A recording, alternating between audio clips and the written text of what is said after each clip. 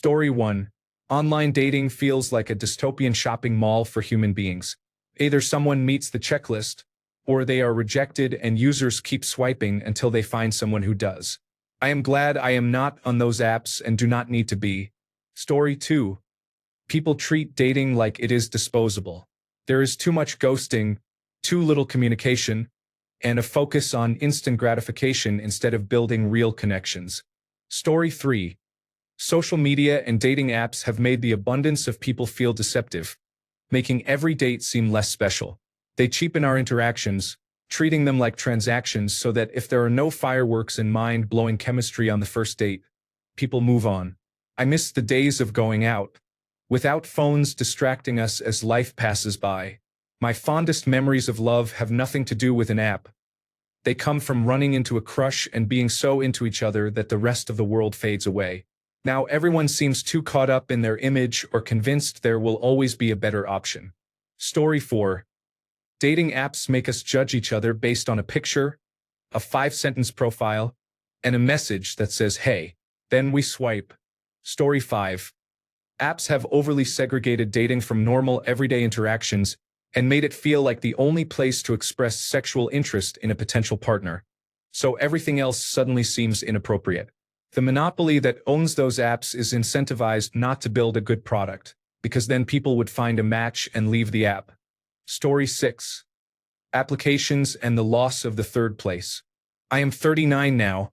When I was younger, going out to places like pubs, clubs, other social functions, or even friends' homes was affordable and common.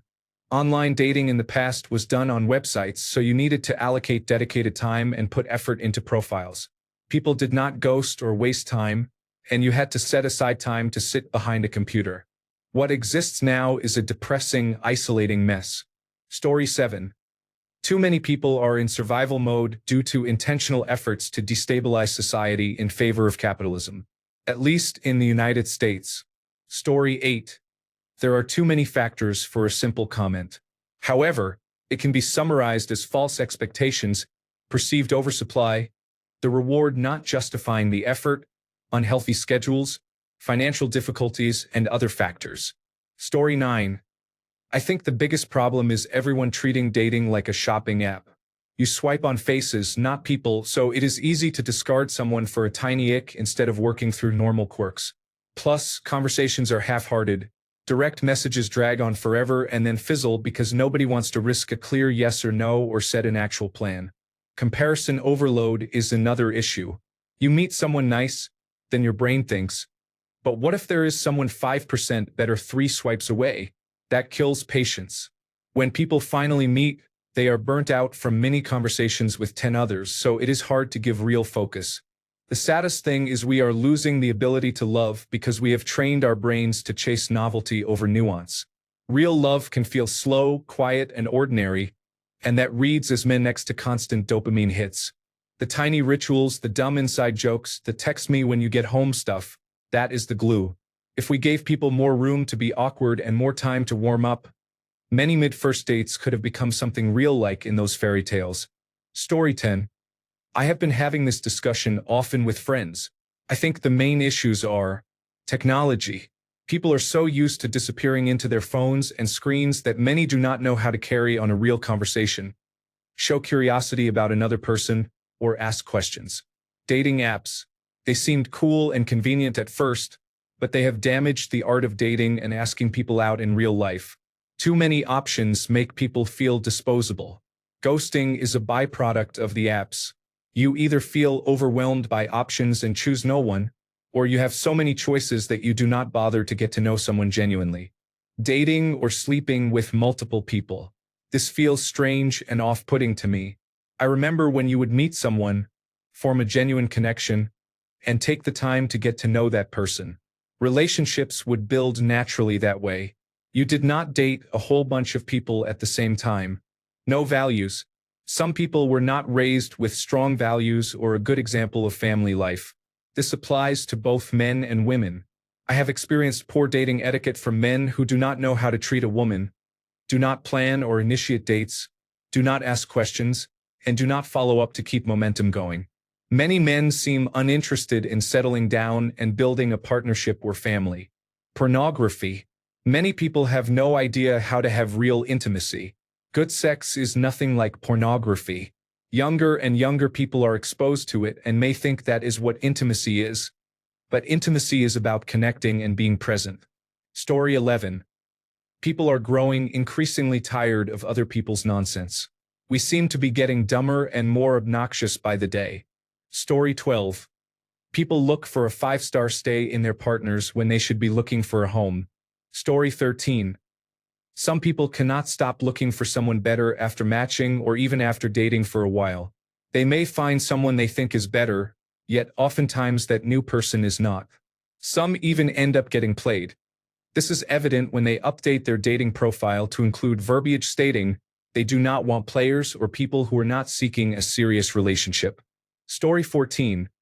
There is a lack of third places and opportunities to meet new people. Approaching strangers is often frowned upon. So where do you meet potential new dates? Online dating applications feel like job hunting. It does not help that the market is dominated by a few companies. Match Group owns Tinder, OkCupid, and Hinge. Their primary goal is to keep users on the platform to collect data, promote subscriptions, and display advertisements, so matching people conflicts with their business model. Story 15. Ghosting is easy and requires little effort. Ease of access means that instead of trying to overcome obstacles with a partner, people simply leave and find someone they believe will present no difficulties. Relationships are not supposed to be a cakewalk. You will struggle, disagree, and argue. Many young people run for the hills at the first sign of confrontation, and that is genuinely pathetic. Story 16. Oftentimes I see people treat it like it's a game where the objective is to prove why you shouldn't be with someone. People seem to get more satisfaction from proving someone isn't right for them than from finding someone who is. I'm not sure that's a healthy approach. Story 17. Most apps reduce a person to a few pictures and a 200 to 500 character bio. You are lucky if people even look at your profile, because many accounts are inactive and many users swipe right on everything. Story 18. People have forgotten why they date. They date to find a compatible partner. Nowadays, many date for its own sake. Story 19. People swipe for validation and chat for entertainment, but do not actually meet up or follow through. Story 20. Interactions on dating apps that result in disappointment when the person you finally meet does not live up to the unrealistic expectations you have built from text messages. Story 21. Apps that simply highlight existing problems and amplify them. You see the same few men dating a large number of women, many men getting nothing, and many women becoming jaded and disillusioned because they are dating one of those few men who is also dating multiple other women at the same time. The apps are designed to self-sustain. That is, it does not benefit a dating app to create long-term, stable relationships because those two people will stop using the app. The apps have also largely replaced more organic institutions such as churches and the local market. Story 22. It is the illusion of choice that dating apps have brought.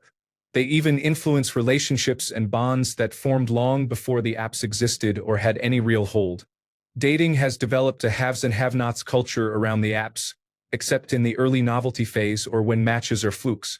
There is less room for error in looks and communication because of the sense that there may be someone slightly better just a swipe away. That makes people feel more disposable. Normal ebbs and flows of a relationship are exaggerated until the challenges couples face together become an excuse to look for someone better looking with the same qualities, just a few swipes away. Story 23. In addition to what has already been said, one of the hardest parts for me is finding people whose values align with mine. I live in a small left-leaning part of my state while the rest of the state is strongly right-leaning, even showing full-blown cult extremism. This makes finding like-minded dating candidates exceptionally difficult. 15 to 20 years ago, I would not have batted an eye at a potential partner with different political views, but now it is different. I cannot enjoy a meaningful conversation with someone who holds those views, and I could never be attracted to someone who is ugly on the inside. Story 24. Emotional cheating is often not recognized as cheating, but it can eventually end a relationship even when neither partner understands why. It is one of the most common causes of relationship failure. Story 25. I spent time in foreign countries and know people who were arranged to marry their cousins. Despite the problems with modern dating, I think it is better than the alternative. Story 26. Happily taken for 6 years and married for about 3.5 years. From a man's perspective, many women had completely unrealistic expectations of what a man brings to the relationship. I saw a large number of dating profiles that read as if they were looking for the male lead of a Hallmark movie. To be fair, there are men with the same unrealistic expectations, but I can only speak from the man's view of the dating pool. Another big problem is that people generally do not know how to be in a relationship or how to navigate tough times within one. It seems like everyone wants perfection, and as soon as the honeymoon phase ends or something is not quite right, they abandon the relationship. Few people want to put in the effort to work things out anymore. Story 27. Women have unrealistic expectations. Over 6 feet tall, in excellent physical shape, and earning 6 figures. Men get discouraged too quickly. 95% of men are invisible to women. Story 28. Hookup culture and porn addiction have changed dating. People moved from vetting potential life partners to selecting the best sexual partners and assembling rosters of partners. Porn addiction has made people less motivated to pursue romance, intimacy, and emotional connection with real humans because they can get quick dopamine fixes each night from pornography, sex workers, OnlyFans, and similar sources. Story 29. For the most part, the problem lies in mass production. When you have a huge selection, you do not cling to a person but scroll on. As you know, in conditions of limited resources, the result is much more impressive and visual. Story 30. Lack of communication. Too many things are left up to interpretation. Story 31. People are not just meeting others face to face. They are fostering genuine connections. Story 32. Let me start by saying I am older than many here.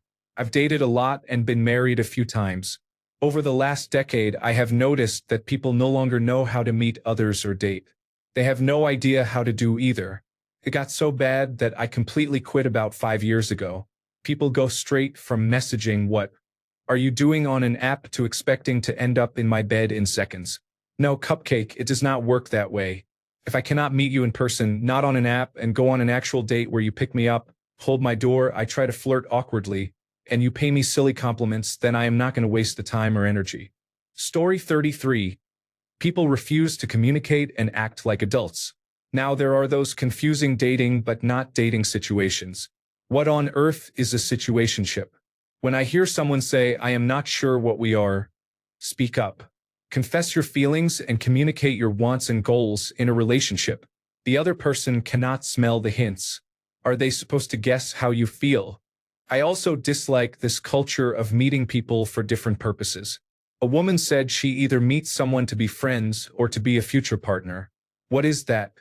Do people date random strangers? Isn't your partner supposed to also be a good friend to you? Story 34. To be honest, I think the problems are overblown. I like the dating apps.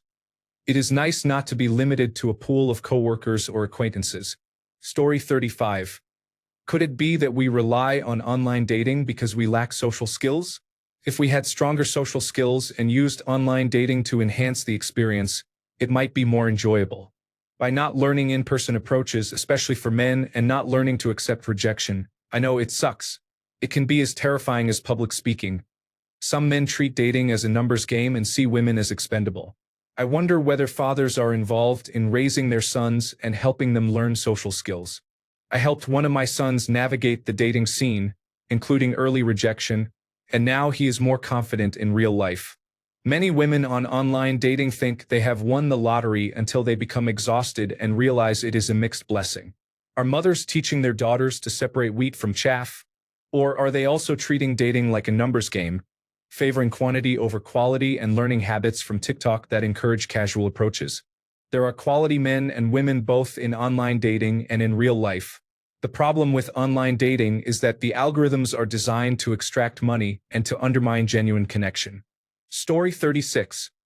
The manosphere is causing many men to be unable to form or sustain relationships. Story 37. I was going to say dating apps, but almost everyone else already has. I would say that many people seem to be dating for what they can gain from it and have massively inflated expectations.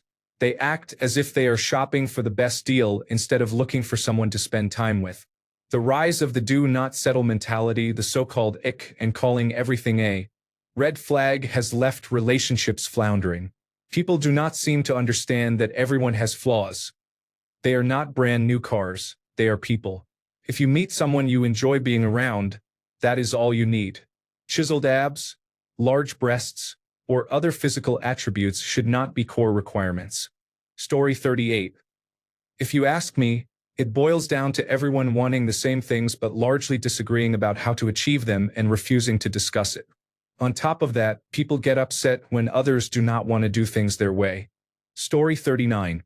Besides dating apps, the brainwashing content consumed by our generation promotes entitlement, indulgence, selfishness, pride, lust, and so on.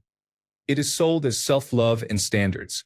Men are convinced that power comes from sleeping with multiple women constantly, when in reality it makes them more fragile and deepens their wounded ego and sense of self. Women, on the other hand, are being told to be cruel and uncaring, to be entitled, to date only rich men, and to accept the wrong kind of attention. Love is no longer at the center of relationships. Attention is focused on what you can gain from another person rather than what you can give. Love is about giving, not taking. Story 40. From an outside observer, unrealistic expectations and refusing to accept anything less than perfection is settling. Seeing the opposite sex as a game or a target makes it hard to transition to respect if the relationship did not start that way. Men and women often fail to respect each other for both similarities and differences, which leads to strategic gamesmanship in dating and creates a Cold War dynamic. Enjoy opposite-sex friendships without expecting romance. Avoid flings and accidental relationships. The friend zone can hurt until you find yourself putting someone you care about there. Then you realize the fear of losing a friend is sometimes worse than the risk, and that many relationships are unlikely to last. One of the worst pieces of advice I have received is to start as friends and see if it evolves. I think you should begin by stating your intentions. Without selfish motives, life is richer when it includes friends and colleagues of different sexes. Friendships can be more fulfilling than many romantic relationships. Treasure them. Story 41. The same problems plague modern-day communication in general. Instant gratification reduces getting to know someone to the same dopamine rush as scrolling. The illusion of infinite options, brief direct messages that lead nowhere, and desensitization to basic interaction. I feel the process of getting to know someone and building a connection is becoming extinct. We crave immediacy over anything that can endure beyond a fifth date. Story 42. Globalism, plain and simple. This phenomenon shows how our culture is dominated by so-called important figures and how they influence people's thinking and relationships. The internet itself is just a tool, yet it often dictates which kinds of people are suitable for friendship or romantic relationships. Feelings are perceived in an abstract way and foolish. Things said online have become the norm. This includes misuse of terms about people's sexuality, which worsens the lack of dialogue by offering short-term fixes for problems that will only grow worse over time. Relationships are especially affected. Everything seems easy, so people ghost others, blame them for their own poor behavior, and walk away as if nothing happened. Story 43. A lack of values compatible with long-term relationships.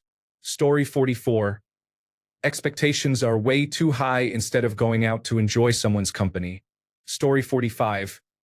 People rely on online dating to have sex instead of engaging in activities they enjoy where they will meet others, not only people they might want to have sex with. Story 46. The flood of single attractive mothers in my area is making it hard to choose. Story 47.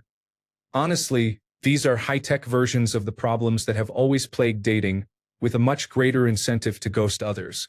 Online dating is a mess, but people also romanticize what dating was like before 2010. Story 48. From what I have seen, they rush into it, do not know how to communicate, and overanalyze everything. Story 49. To be honest, in my area, everyone eligible to date who is around my age is either unemployed, underemployed, living with their parents, or not compatible. I can date someone who lives with their parents.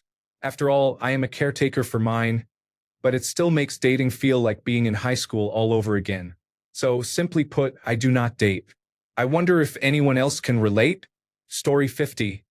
Rather than dating apps, I would point to increased individualism and people dating later in life. Many are so guarded that they cannot come together. Story 51. It sounds absolutely brutal. I am just so glad I will never have to do it. Story 52. Pass on people who are too driven by sex if you do not want to have sex, if you want to have sex but think they do not, if they are saving themselves for marriage, if you asked and they said no, if they do not see sex as a crucial part of a relationship, or if they prefer sexual activities you do not understand such as vanilla versus kinky. Story 53. Social media, dating apps, and modern feminism. Social media gives us small hits of dopamine that people chase like any other addiction. I was an opioid addict for 8 years, and the behavior I see in people on social media is very similar to how I behaved with pills. People constantly compare their lives and relationships to others and rarely feel truly satisfied. Dating apps illustrate the paradox of choice. When you have many options, you are less satisfied with the option you pick. The same thing happens on dating apps, especially for women who try to secure the best match. Women tend to date across and up, while men tend to date across and down. And feminism, I will not go into that. Story 54. Social media. Red pill community. Entitled and empowered brainwashed women. Porn. Economy. Politics. Story 55. People are taking dating too seriously. For some reason, there is a belief that every person you go on a date with will lead to a second date, or every second date will lead to a third, and so on, or that every relationship will last forever. Sometimes you are just meant to have a few fun dates or a short-term relationship. None of us makes it out alive. Just have fun and use it as an opportunity to learn about yourself and the other person. Story 56. Two main things. The burden of choice. Feminism and woke culture. Thanks a bunch for sticking around till the end of the video. Remember to subscribe, and until next time, stay awesome and goodbye.